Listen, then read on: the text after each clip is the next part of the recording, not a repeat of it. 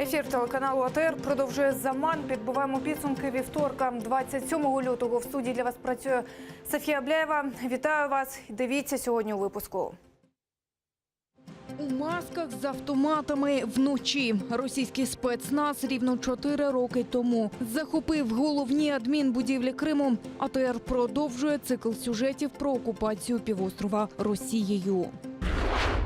Третя річниця зухвалого вбивства Бориса Німцова. Світ вимагає покарання винних. Російська опозиція певна – замовник близький до Кремля. Паралізована Керченська переправа, знеструмлені цілі райони, десятки аварій через ожеледицю. Снігова негода наробила лиха у Криму.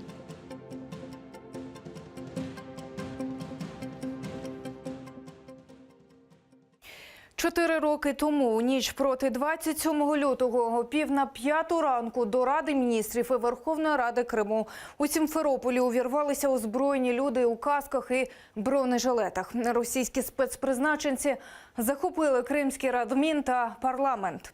Відтоді над будівлями замайорили російські триколори.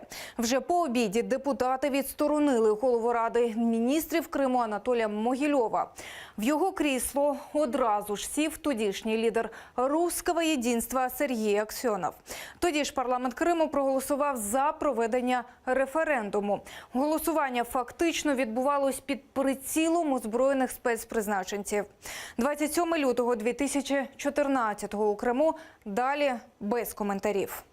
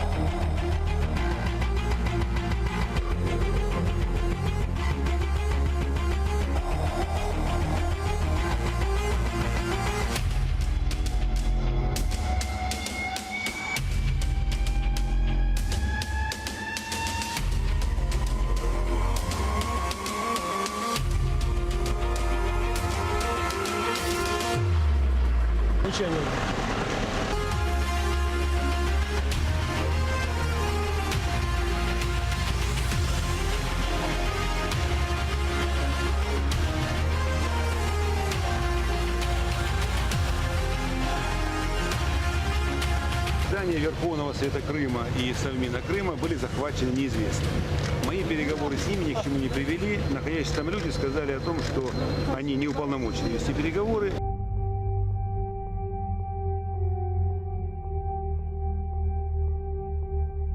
Два КАМАЗа.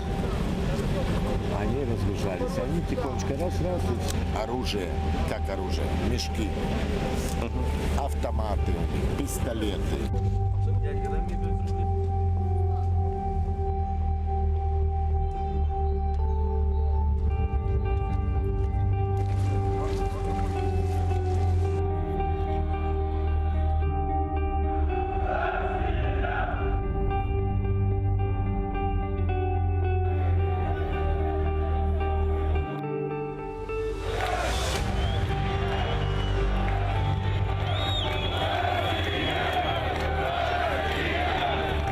Люди ходят так же, как обычно, как всегда ходили. Верховный Совет Крыма прошли члены Президиума Верховного Совета Крыма для обсуждения ситуации. Все те, кто туда пойдет, они не просто идут на сговор с террористами, они добровольно принимают решение для того, чтобы принимать решения под дулом автоматов.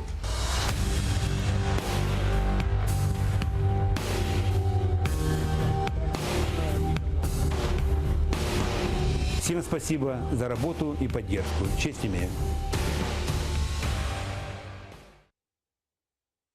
Участь у виборах російського президента в українському Криму – кримінальний злочин.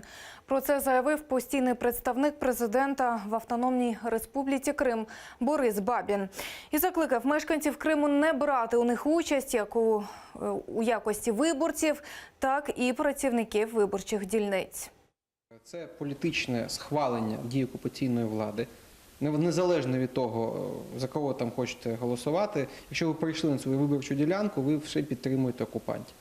По-друге, усі члени виборчих комісій, територіальних, окружних, які добровільно пішли на співпрацю з державою-агресором, можуть бути покарані згідно чинного українського законодавства і під час відвідання материкової України, і після деокупації півострову. Десятки років ув'язнення на материковій Україні. Також Борис Бабін попередив про кримінальну відповідальність за участь у суді присяжних країни-окупанта. Їхні списки вже формують місцеві адміністрації. Участь в цьому є воєнним злочином та злочином проти людства, за який можна отримати довічне ув'язнення.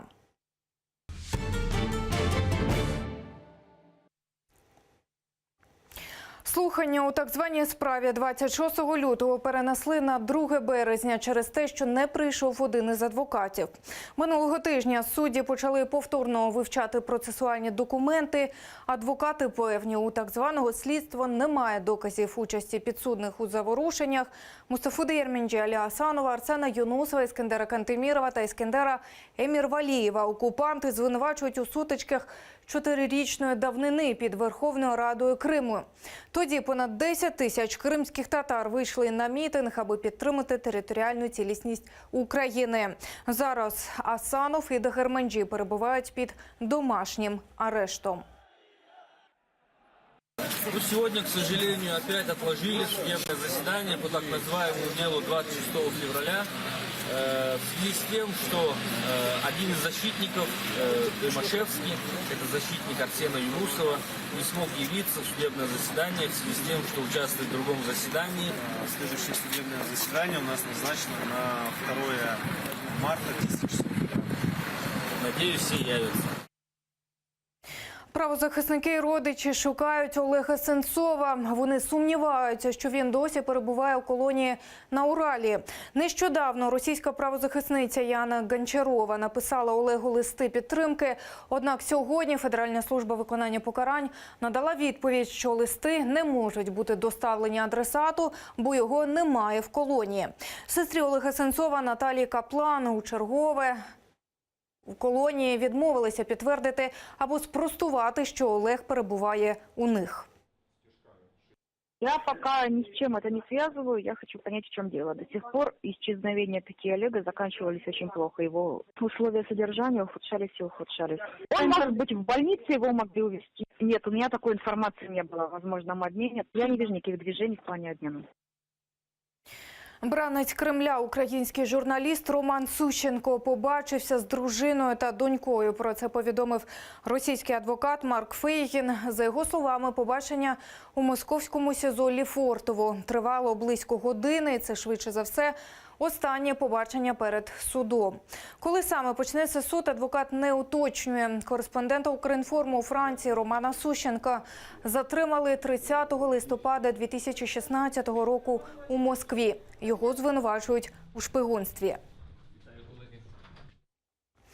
Із акцією на підтримку кримських татар напередодні вийшли у російській столиці. Кілька активістів вийшли на центральні вулиці Москви.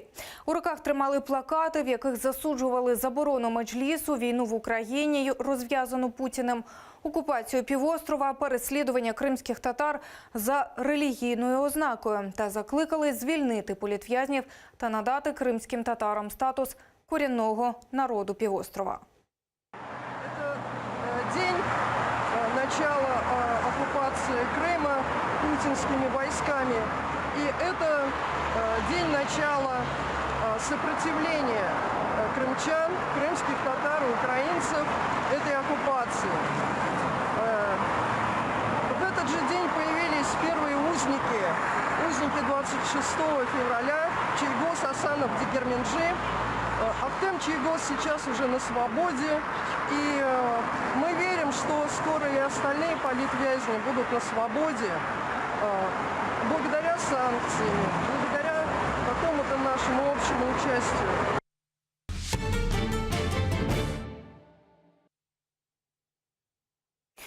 Вибухи, сльозогінний газ, потерпілі і затримані. Все це сьогодні було біля Верховної Ради у Києві. Там побилися мітингувальники з правоохоронцями. З обох боків є потерпілі. Під час сутичок було пошкоджено камеру нашого телеканалу. Подробиці далі в сюжеті. Створити антикорупційний суд, ухвалити нове виборче законодавство і внести в порядок денний постанову про імпічмент. З цими вже традиційними вимогами наметове містечко біля Верховної Ради стоїть від жовтня. Однак сьогодні ескалація була помітна з самого ранку.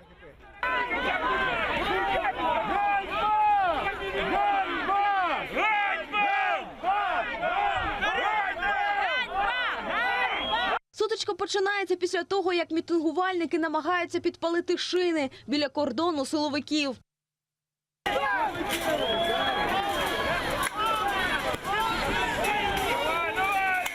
Поліціянти застосовують сльозогінний газ, згодом ламають металевий паркан. Мало бути спалення, перепрошую, спалення російського прапора.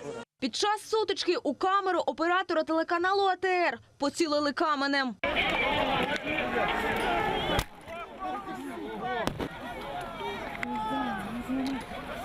Со стороны митингующих, я думаю. Потому что камера направлена была туда. Сутички під Радою у парламенті називають провокацією. Однак, хто саме її організував, думки народних обранців розбігаються. Люди просто вийшли висловити свою позицію без партій. Взагалі вийшли і сказали, нам надоїло так жити. У відповідь вони отримали просто-напросто жорстокість сторони правоохоронної системи. За Конституцію мирно збиратися, пікетувати Верховну Раду, будь-який орган Верховної Ради. Але якщо ви за гроші виконуєте замовлення людей, в тому числі не виключено, що за рахунок Російської Федерації, то це є злочин. І за злочин прийдеться відповідати. У поліції причину протистояння пояснюють так. З відомостей, які я зібрав від поліції, все почалося з того, що спровоковані політиками мітингувальники чи протестанти, як їх назвати, чи мешканці цього наметового табору хотіли вдатися до протиправних дій, зокрема до підпалювання шин. Поліція цьому перешкоджала, і Нацгвардія. Перешкоджання поліції Нацгвардії цьому їхньому наміру спричинило до використання ними заборонених предметів, до кидання каміння, а також пляшок. Пляшок, до речі, запалювальної суміші. У Нацполіції повідомляють про 14 травмованих правоохоронців. Скільки постраждалих серед мітингувальників – невідомо. Відкрито кримінальне провадження за статтею «Хуліганство» і затримано 9 протестувальників. Вікторія Блязова, Олена Стецюк, Асан Емінов, Заман, АТР. Сутички під Радою не завадили роботі депутатів. Парламентарі звернулися до Кабміну створити міністерство у справах ветеранів. Нині їхніми проблемами займається близько 20 міністерств і відомств. Нове ж міністерство має з'явитися на базі нинішньої Державної служби у справах ветеранів та учасників АТО. Нове міністерство, за словами авторів законопроекту, опікуватиметься соціальним захистом ветеранів усіх війн, у тому числі і антитерористичної операції. Уряд має відповісти на звернення Ради протягом місяця. В этом министерстве должны работать, так как в американском, до 40% самих ветеранов. Не тетушек, которые там, извините, там меняют памперсы, а именно те люди, с которыми они могут нормально общаться. І отримати этим є їх реабілітація. Воно не буде ефективне. Це просто ми створили знову-таки посаду під певного міністра. Є американський приклад міністерства. Воно має назву так, якби міністерство, але воно є громадською організацією, яке має дуже потужну структуру, до якої завжди дослуховується влада і яку влада фінансує. Вже цієї весни на адмінмежі з окупованим Кримом поряд з українськими прикордонниками почнуть патрулювання спецпідрозділи патрульної поліції Криму і Севастополя. Їхня задача – розслідування кримінальних проваджень, опитування і захист інтересів громадян. Ми будемо прямо комунікувати, працювати з всіма громадянами, які пересікають адмінкордон в той чи інший бік, надавати поліцейські послуги у всьому спектрі. Ми збільшили присутність працівників кримінальної поліції.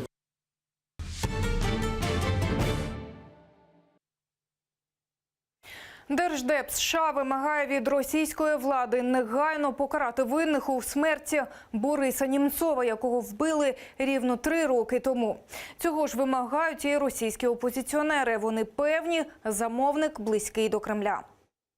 Це Борис Німцов та Анна Дурицька йдуть великим москворецьким мостом поруч з Кремлем. О 23:31 пролунали вистріли з пістолету Макарова. У цей час снігозбиральний автомобіль закриває собою людей. Проїжджаючі автівки та пішоходи проходять повз, не зупиняючись. Російський політик Ілля Пономарьов вважає, що замовник вбивства з оточення Путіна.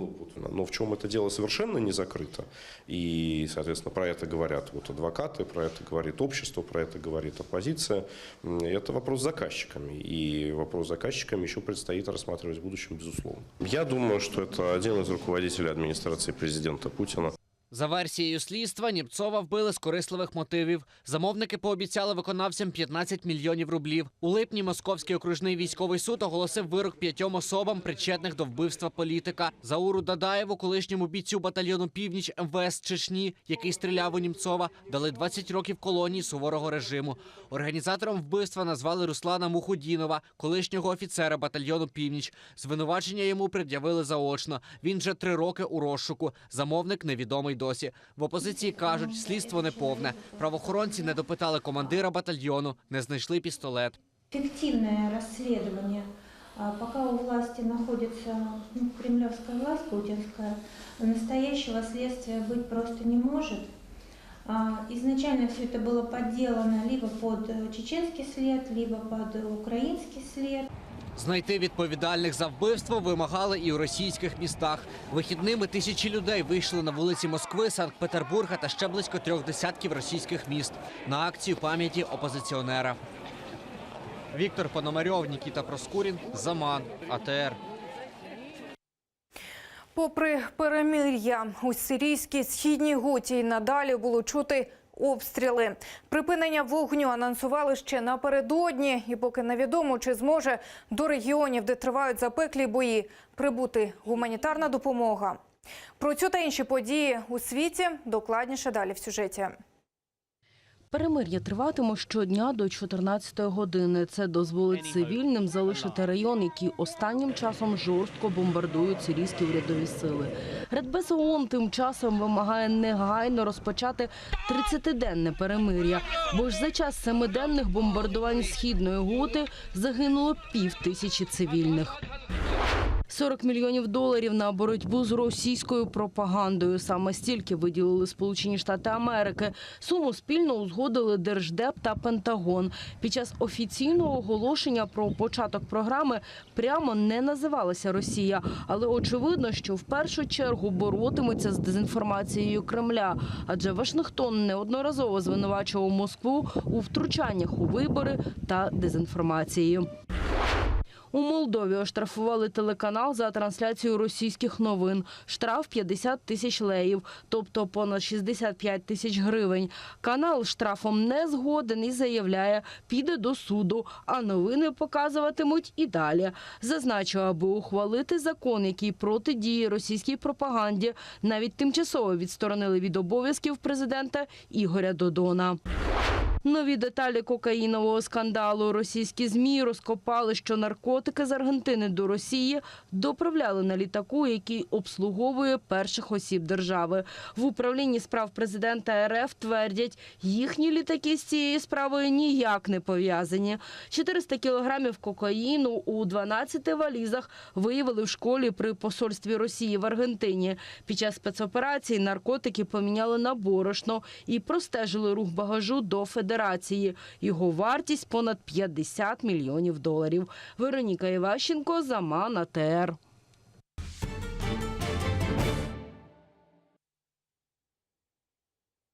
Аномальні морози насуваються на Крим. Від сьогодні на півострові прогнозують стрімке зниження температури, мокрий сніг, вітер, заметілі, ожеледь. Потужний південний антициклон вже наробив лиха. Негода паралізувала роботу Керченської переправи. У снігову пастку вже потрапили 400 автівок та 20 автобусів з пасажирами. Про це повідомили в компанії-перевізнику «Морська дирекція». Там зазначають, скільки триватиме пауза у роботі Керченської переправи, поки невідомо. Півострів і далі замітатиме снігом, а вітер посилиться до 25 метрів за секунду. Тим часом через сильний вітер без світла залишилась частина анексованого півострова. Через мороз і потужний вітер постраждали лінії електропередач у 4 районах Криму – Сімферопольському, Білогірському, Джанкойському та Ленінському. Таке повідомили у підконтрольному Кремлю Крименерго. Транспортний колапс у Севастополі. Через негоду на вулиці Котовського зіштовхнулись більше десятка автомобілів. Засніжене місто, кажуть очевидці, застигло в заторах попри зусилля комунальників. Надзвичайники рекомендують водіям не перевищувати швидкість або взагалі утриматись від дальніх поїздок. Сьогодні та завтра, за даними синоптиків, у Севастополі сніжитиме, а температура коливатиметься від -3 до +2 градусів. Відтак севастопольців чекає мокрий сніг, ожеледиця та слизькі дороги. Реана Алієва, Заман, АТР. Це все на цю мить. Далі на АТР продовження вечірнього ефіру програми «Акшам». Наступний випуск «Заман» вже за 40 хвилин. Не пропустіть. Залишайтеся з нами.